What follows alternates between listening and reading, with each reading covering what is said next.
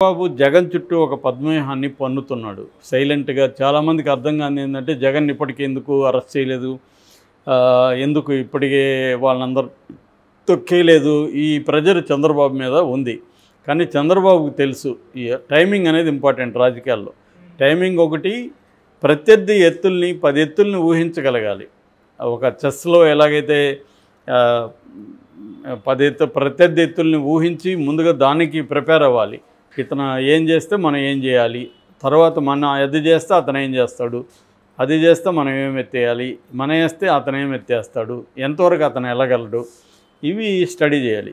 ఇది చంద్రబాబు చేస్తున్నాడు. చంద్రబాబు జగన్ని కంప్లీట్గా స్టడీ చేస్తున్నాడు. దానికి సంబంధించి ముందుగానే కొన్ని క్యావియేట్ అంటారు మామూలుగా లీగల్ భాషలో, అంటే అడ్డుకట్ట అంటారు మన రూరల్గా. అడ్డుకట్ట వేసేస్తున్నాడు ఎక్కడికక్కడ జగన్కి పోనివ్వకుండా. జగన్ ముందు 2 ఆప్షన్లు ఉన్నాయి.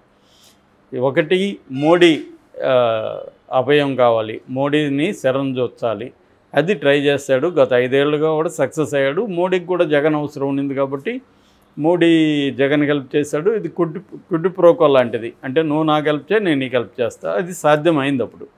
ఇవాళ మోడీకి ఇప్పటికీ జగన్ అవసరం ఉంది రాజ్యసభలో. కానీ చంద్రబాబు దానికి ఆల్టర్నేటివ్గా నేను నీకు రాజ్యసభలో నీకు ఇబ్బంది లేకుండా నేను చూసుకుంటా, జగన్ దగ్గర కొంతమందిని చీలుస్తాను, ఇక్కడ ఎట్లాగూ బీఆర్ఎస్ నుంచి 4 ఆఫర్లు ఉన్నారు, ఇలాంటి మెకానిజం చంద్రబాబు చేయగలుగుతున్నాడు.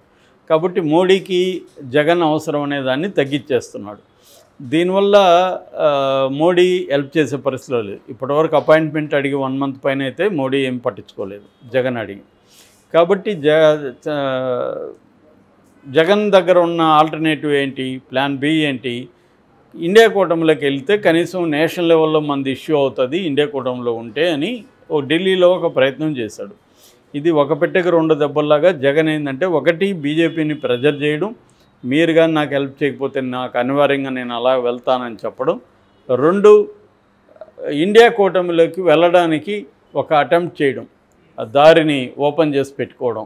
సో కొంతమంది ఇండియా కూటమిలో తన వైపు అక్కడ లాబింగ్ చేయడానికి కొంత ఏర్పాట్లు చేసుకున్నాడు. దానివల్ల దాదాపు ఏఐడిఎంకేని పక్కన పెడితే, అది ఎందుకంటే ఏ కూటమిలో లేదు కాబట్టి, దాదాపు 7 మంది పార్ట్నర్లు ఇండియా కూటమిలో ఉన్న 7 ప్రముఖులంతా కూడా ఆప్ వచ్చింది, వెస్ట్ బెంగాల్లో టీఎంసీ వచ్చింది, మన అఖిలేష్ యాదవ్ వచ్చాడు, ఇలాగా కాంగ్రెస్ తప్ప మిగతా మెజారిటీ వాళ్ళు వచ్చారు. అక్కడ ఉద్ధవ్ థాకరే అందరూ వచ్చారు. సో ఈ కాంటెక్స్లో ఇప్పుడు కాంగ్రెస్ ఎందుకు రాలేదనేది పెద్ద క్వశ్చన్. దాన్ని జగన్ అడిగితే మీరే అడగండి, మణిపూర్లో అల్లల్ని ఖండిస్తారు, ఇక్కడిది ఖండించట్లేదు, ఇది మాట్లాడారు. ఒకవైపు ఏమో షర్మిల జగన్కి వ్యతిరేకంగా తీవ్రంగా మాట్లాడుతుంది. షర్మిల అనే ఆమె ఒక ఇండివిజువల్ కాదు, జగన్ చెల్లెళ్ళ ప్లేస్లో నుంచి ఆమె మాట్లాడట్లే, పీసీసీ ప్రెసిడెంట్గా మాట్లాడుతుంది. పీసీసీ ప్రెసిడెంట్గా మాట్లాడుతుంది అన్నట్టు అర్థం ఏంటి? రాహుల్ గాంధీ అలో చేస్తున్నాడనే కదా, అలో చేయకపోతే ఏం మాట్లాడుతుందా అన్నది ఇప్పుడు డౌటు. సో ఈ ఒకవైపు ఇక్కడ రేవంత్ రెడ్డి ఏమో ప్రో టీడీపీతో ఉన్నాడు. మొన్న కూడా కమ్మ సంఘంలోకి వెళ్ళి కమ్మ వాళ్ళందరినీ పోయాడు, ఎన్టీఆర్ని, చంద్రబాబుని, వీళ్ళందరినీ. సో ఈ కాంటెక్స్ట్ చూసుకున్నప్పుడు చంద్రబాబు వ్యూహం ఏంటి, జగన్ వ్యూహం ఏంటి? జగన్ వ్యూహం ఏంటి క్లియర్. అది అతనికి వ్యూహం అంటే 2 ఆప్షన్లే ఉన్నాయి. మోడీ వైపు వెళ్ళాలి, ఇండియా కూటమిలోకి వెళ్ళాలి. ఇండియా కూటమిలోకి వెళ్ళాలంటే కాంగ్రెస్ ఒప్పుకోకుండా ఇండియా కూటమి మిగతా వాళ్ళు ఎంత చెప్పినా కూడా ఇండియా కూటమిలోకి వెళ్ళలేడు. ఎందుకంటే కాంగ్రెస్ అది పెద్ద పార్టీ. కాబట్టి చంద్రబాబు ఏం చేస్తున్నాడంటే, ఫస్ట్ మోడీ దగ్గర అడ్డుకట్ట వేయగలిగాడు. సో జగన్ దానికి అది అర్థమయ్యే జగన్ ఇండియా కూటమి వైపు వెళ్ళాలని ఒక్కొక్క స్టెప్పే వేసుకుంటున్నాడు. ఇప్పటికి కూడా జగన్ ఎక్కడ మోడీని ఓపెన్గా విమర్శించట్లేదు. అంటే ఒక్క ఓపెన్గా పెట్టుకుంటేనే ఆప్షన్ ఇంకో దగ్గరికి వెళ్తున్నాడు జగన్. అందుకని మొన్న వక్ఫ్ బోర్డుకు సంబంధించిన బిల్లు వచ్చినప్పుడు కూడా వీళ్ళు వ్యతిరేకించారు వైసీపీ వాళ్ళు. అది ఇంకా ఓటింగ్కి రాలే. ఓటింగ్ వచ్చి రేపు రాజ్యసభలో వ్యతిరేకిస్తే పరిస్థితి ఏంటని తెలియదు. అక్కడ వరకు జగన్ వెళ్తాడా లేదు తెలియదు. కానీ వెళ్తాను అన్న సిగ్నల్స్ బీజేపీకి ఇస్తున్నాడు. మీరు నాకు సపోర్ట్ చేయకపోతే నేను అక్కడి వరకు వెళ్తాను, నేను ఫైట్కి రెడీ, అంటే నేను డిఫెన్స్లో ఉన్నాను ఇప్పుడు, మీరు నా డిఫెన్స్కి యాక్సెప్ట్ చేయకపోతే నేను అఫెన్స్కి కూడా రెడీ, ఫైట్కి కూడా నేను రెడీ, దానివల్ల వచ్చే కాన్సిక్వెన్సెస్ కూడా నేను రెడీ అని జగన్ రెడీ అయిపోయాడు. ఎప్పుడైనా రాజకీయాల్లో ఉన్నోళ్ళు ఎవరైనా కూడా plan for the best prepare for the worst అంటారు. ఈ సూత్రం లైఫ్లో కూడా పనికొస్తుంది. మనం ఏ పని చేసినా దాంట్లో బెస్ట్కి ప్లాన్ చేయాలి, దాంట్లో వరస్ట్కి ప్రిపేర్ అయి ఉండాలి. అంటే ఇప్పుడు వ్యాపారం చేస్తున్నాం, ఈ వ్యాపారంలో వరస్ట్ అంటే ఏంటి? మనకు ఒక 50 లక్షలు లాస్ వస్తుంది. 50 లక్షల లాస్కి మనం రెడీనా కాదా? సో దానికి ప్రిపేర్ అయ్యి నువ్వు ఆ వ్యాపారంలోకి దిగాలి. నేను నీకు 50 లక్షలు కానీ లాస్ వస్తే నీ జీవితమే నాశనం అయిపోయేట్టుకుంటే దాంట్లో దిగకూడదు. నాశనం అయినా పర్లేదు అనుకుంటే ప్రిపేర్ అయితే అది ఓకే. ఏదేమైనా వరస్ట్కి ప్రిపేర్ అవ్వాలి. సో జగన్ కూడా వరస్ట్ ఏంటి, జైలుకి వెళ్తాము, వరస్ట్ ఏంటి మన పార్టీలో అనేక మందిని లాక్కుంటారు, ఓకే దేవుడు ఉన్నాడు, అతను ఎక్కువ దేవుడిని నమ్ముతాడని చెప్తారు, సో దేవుడు ఉన్నాడు, దేవుడిని పెట్టినట్టు అవుతుంది అనుకుని వాటిని భరించడం. అయితే అది రాకుండా ఉండడానికి plan for the best try చేయడంలో అతనికి 2 ఆప్షన్లే, మోడీ వర్సెస్ రాహుల్. మనం వ్యక్తుల పేర్లు చెప్పుకోవాలంటే, సో ఇప్పుడు మోడీ ఏమో almost closed the doors, Rahul కొద్దిగా సగం ఓపెన్ చేసి పెట్టుకొని కూర్చున్నాడు.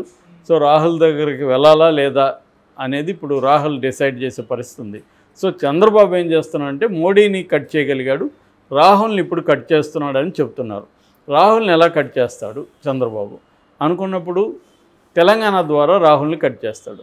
తెలంగాణలో రేవంత్ రెడ్డి తనకు అనుకూలంగా ఉన్నాడు ముఖ్యమంత్రి, అట్లాగే షర్మిల కూడా తనకు అనుకూలంగా ఉంది. వీళ్ళిద్దరి ద్వారా కాంగ్రెస్కి ఎప్పుడైనా కూడా చంద్రబాబు బాగా తెలుసు, ఎవరినైనా ఒక హెల్ప్ అడగాలంటే మనం వాళ్ళకు ఒకటి ఆఫర్ చేయాలి, మనం ఆఫర్ చేయకుండా వాడు హెల్ప్ ఇవ్వడు.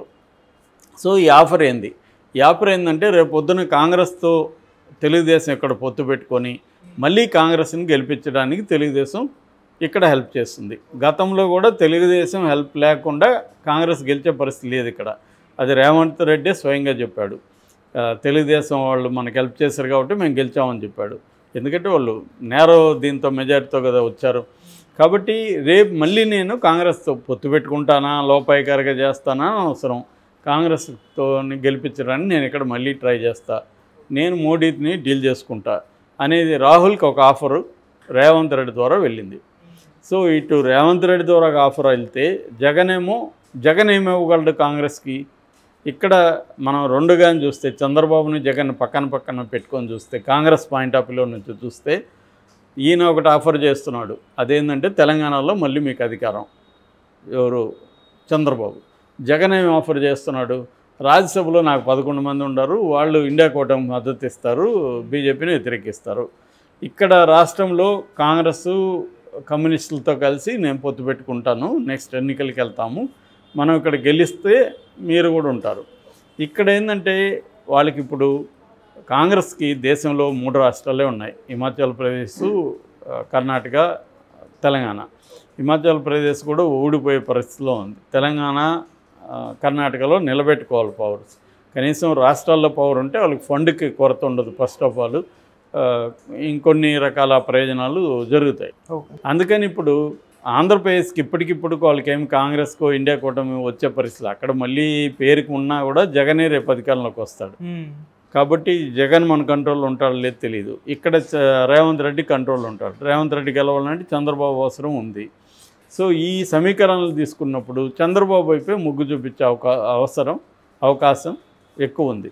సో ఇది చంద్రబాబు పన్నిన పద్మవ్యూహం అని చెప్తున్నారు. ఈ పద్మవ్యూహంలో జగన్ ఎలా బయటకు వస్తాడనేది చూడాలి. ఇప్పుడు ఏంటంటే అటుపోలేక ఇటుపోలేక మోడీ వైపు రాహుల్ వైపు వెళ్ళలేక జగన్ సైలెంట్గా ఉండే పరిస్థితి క్రియేట్ చేసి అతన్ని జైల్లో పెట్టించి ఈడీని ఎంటర్ చేయించి పిఎంఎల్ఏ చట్టం కింద లోపల పెడితే బెయిల్ ఒక 1 year 2 years రాదు. అప్పుడు మిగతా పార్టీలు అందరు వాళ్ళని తొక్కేయచ్చు అనేది చంద్రబాబు గేమ్ ప్లాను. ఇది మాత్రం చాలా పక్కాగా ఉంది. ఇది కానీ సక్సెస్ అయితే మాత్రం ఖచ్చితంగా